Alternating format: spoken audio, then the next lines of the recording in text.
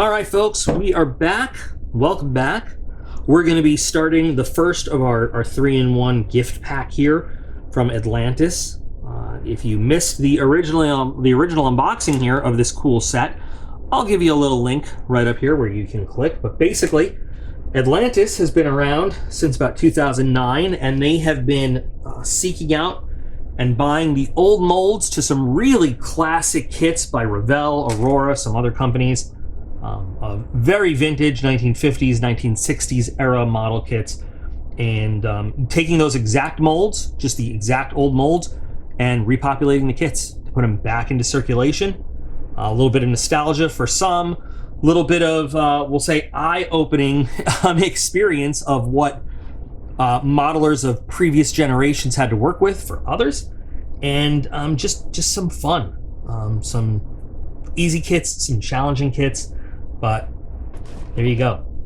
So today we're going to start working with the H-25 Army Mule. Now, I will tell you, in Army service, this helicopter was basically a complete failure. For the Army's needs, it was underpowered. It didn't do much. The Army ended up giving about half of theirs to the Navy and said, here you go. We don't even want them. They went on for pretty good service life in the Navy, and the Marines used them too. Not nearly as successful as the H-21 Flying Banana by the same company, Piasecki, that we are more familiar with. But only now, excuse me, recently, is there a really good 1/48 scale kit of this helicopter on the market. But for a long time, this was basically it. And we'll see what we've got to work with. It's an incredibly basic kit. Now this set, it has all three kits on one fold out, and you'll see that the H-25, one page right here. And let's take a look at our bag of parts. So we've got a fuselage left and right, and I had mentioned during the unboxing, it is some very clunky thick plastic. Now, I don't know if that is replicating how Aurora had originally put this kit out, or if that's just a choice from Atlantis now, because the other kits in the box, they're all a little bit different, you know. So I don't know if they're, like I said, they're replicating how the original old kits came or not. But so we've got our two fuselage halves, we've got our canopy, for lack of a better word, with a giant ejector pin mark in it that we're gonna have to take care of. Then we've got some odds and ends, basically. We've got, I mean, the most simple rotors, hubs, and blades you can think of. We've got a couple extra blades here. We've got some landing gear pieces and some wheels and a very, very super basic control panel. And there are two crew seats, molded seats, if you want to call them that, molded on the inside, and that's it. There are no clear parts, no windows for the other windows that are in the kit. So this is it. So this is what a kid or adult in the 50s or 60s, I think, I'll have to put it in text. I said in the original unboxing what the original molds to this go back to, but it's mid 50s to very early 60s. This is what they had. This is what they had going on. So we're going to build it basically right out of the box like this. We'll use the correct color callouts that we know they should have. See, they say like the inside is silver, but we know that the interior of this, doing a little research, would have been a interior green or green chromate, stuff like that. I want to at least do that much, but we're just going to build it basically out of the box as it is, the best we can. And the idea is, I want to put on the shelf the exact kind of model that, if I was a kid born a couple decades early, nearly 3 decades earlier, but if I was a kid born then, what would I have had? What would I have had growing up in the 50s instead of born in the 70s, growing up in the 80s and 90s? So I guess we'll just get going with this, and I will only stop to talk because there's, you know, I mess with it a little bit. There's gonna be a couple little things we're gonna have to do to make this fit right. There are some fit issues with this helicopter, but we'll walk through them. So let's go. The first issue that you see with this kit here is, so you've got these slots and this groove, and obviously it's to help you fit it together nice and easy, but it doesn't quite match up perfectly. There is a problem getting it to fit. It causes some mismatch in the fuselage. So that's not a big deal. What we can do is we can just remove this slot. I mean, the slot here, not the slot, sorry, the tab, and we can just fit it together and glue it. We don't, the tab's not necessary.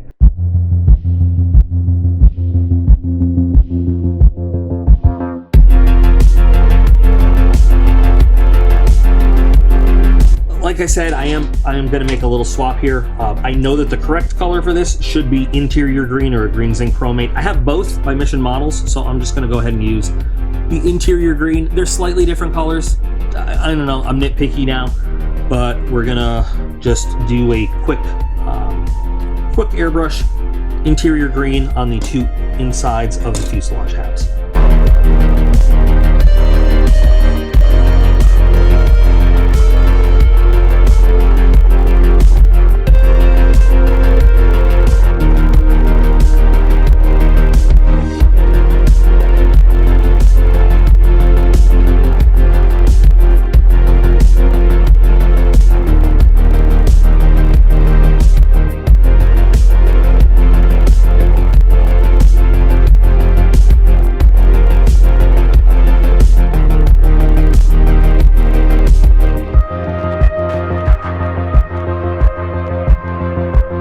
While everything is curing on the interior of the helicopter, we're going to start working on this nasty ejector pin mark. I was going to use this sanding sponge to do it, but now I realize this might be a little bit big. I might have to cut this into smaller pieces to get there.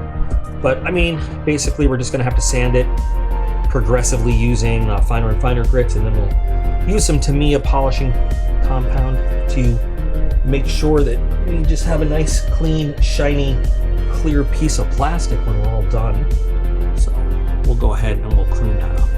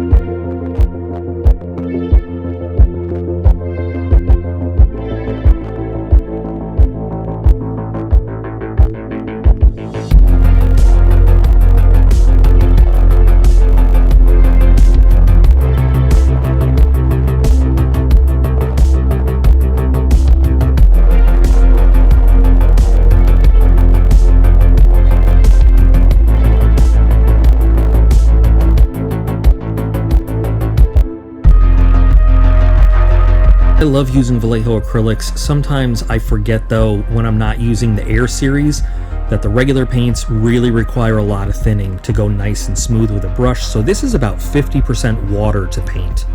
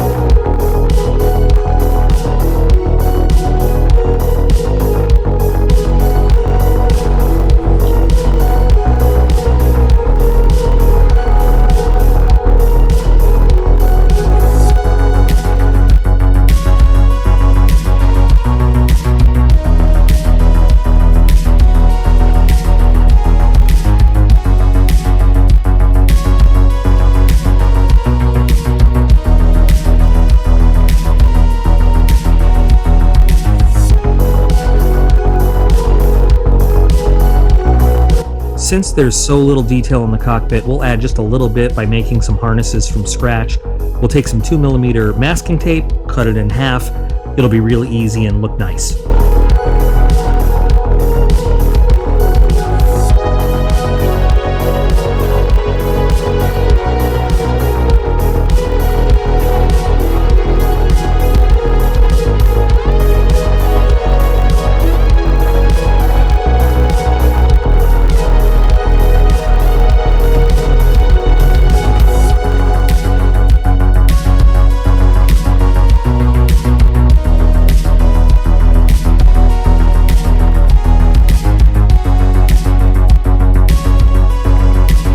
I know what somebody's thinking. This would have been a lot easier if I just used some tweezers.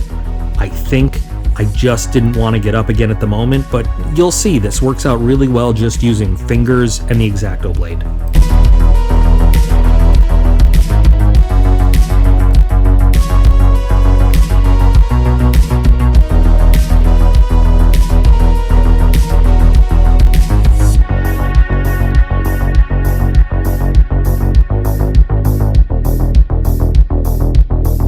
I'm sure somebody also noticed that I didn't paint the tape, and I won't be painting metal buckles on it. I'm trying to keep it a nice, simple 50s or 60s kind of look in terms of having the model finished.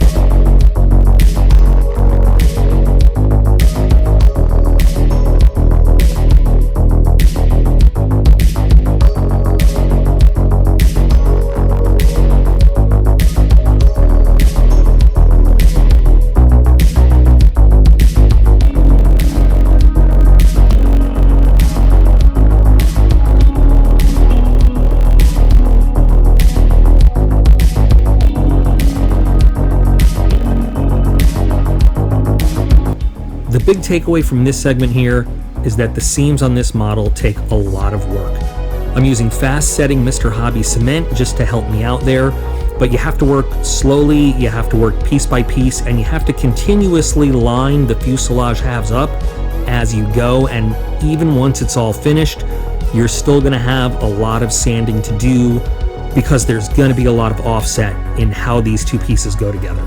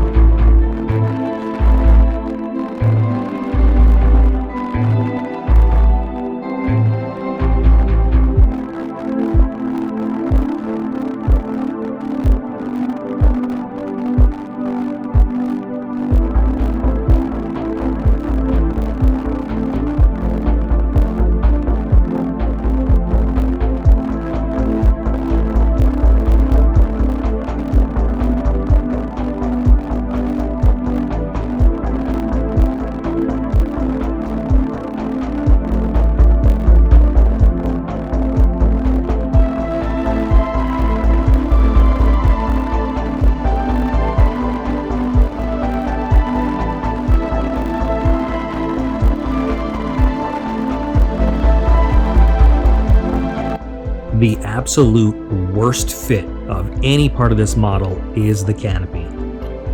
At least we got it nice and shiny, but you're gonna see just how bad this fit is once we get it painted.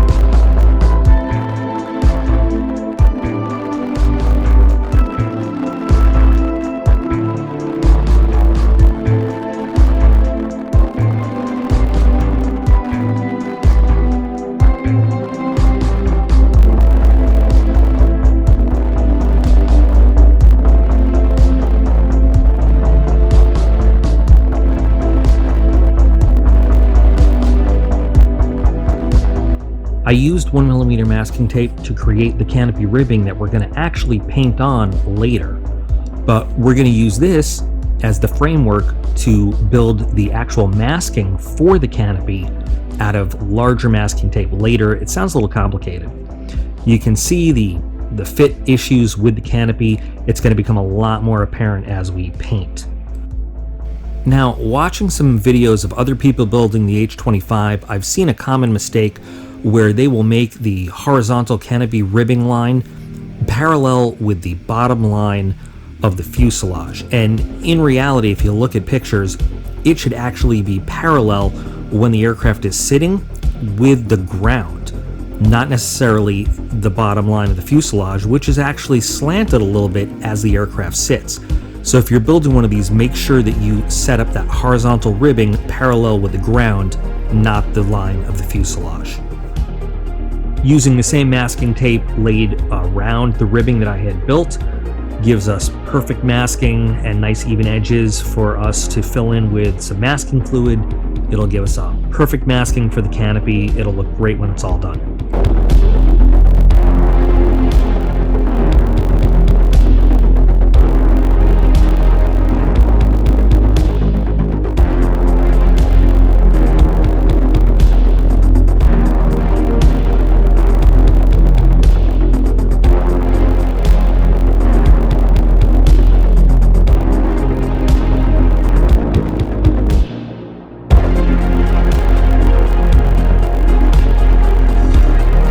This is the same color green that we used on the interior, just like we would use for any canopy, laying it down before we put the exterior color over it.